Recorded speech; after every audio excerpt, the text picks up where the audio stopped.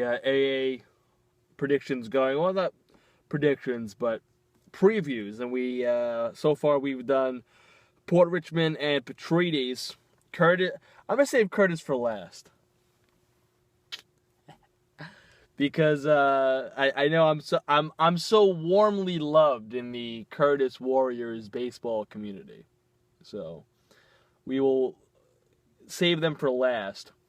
Let's go to CSI McGowan today. So this is the very first season of varsity competition for CSI McGowan, which played an abbreviated schedule last season as a developmental program. And they got Mike Timmons leading the helm, head coach, former LIU and Susan Wagner player. And he previously coached, when I was playing varsity for Port Richmond, he was coaching the Newdorp junior varsity. He had some success there. He's getting the program off the ground. And he says it in his stuff he's been doing, and he had a nice quote in SI Live. And it's true. I've heard it from a lot of people.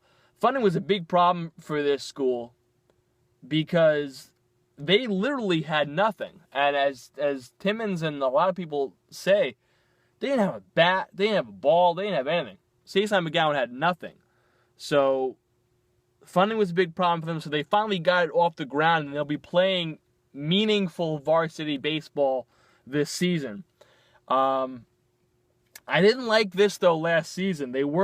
I felt last season they were put together a little bit too soon. It was put together in a rush because the school received approval from the PSAL in December. And I thought December was too late for them to get approval.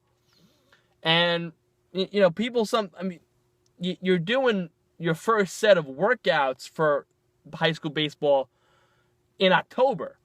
They had to wait till December. So it was tough for them. They're making the jump to varsity competition in conjunction with the PSAL realignment that has broken up the traditional Staten Island division. We've talked about it at length.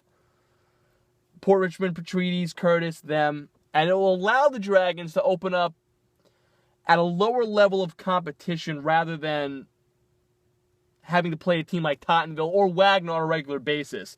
And I think it's a big weight lifted off the shoulders of the Dragons, and it's a nice breath of fresh air that they can take, knowing that there's not 6 games waiting for them against Tottenville and Wagner. They're in a lesser division, and that's good for them. It would have been very tough for them. Now, I think this year is going to be a learning curve for them. This year will be a learning season. Don't expect much.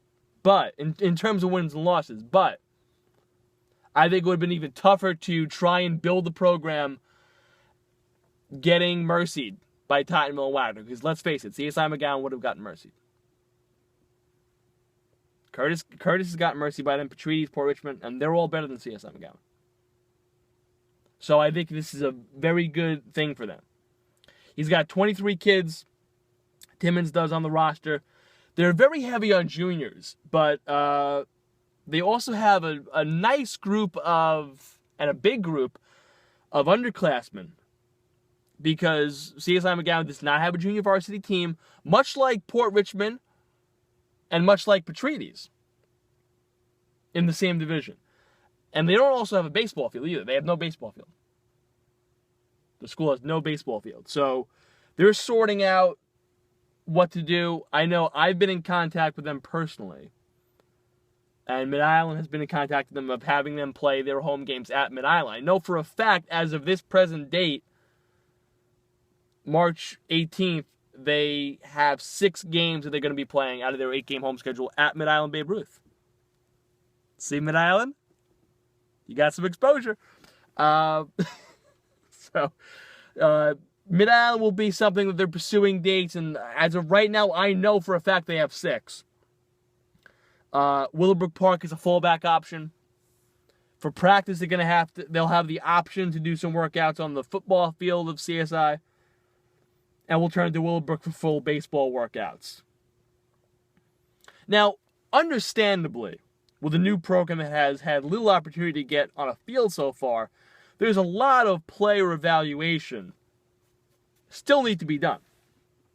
Kyle Strandberg is a junior who pitches, catches, plays shortstop for the Dragons. He returns from last year's developmental squad.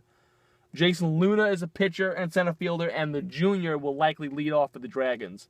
Both Vincent and Michael Soriano are both pitchers, and they're Mid-Island baseball players, by the way.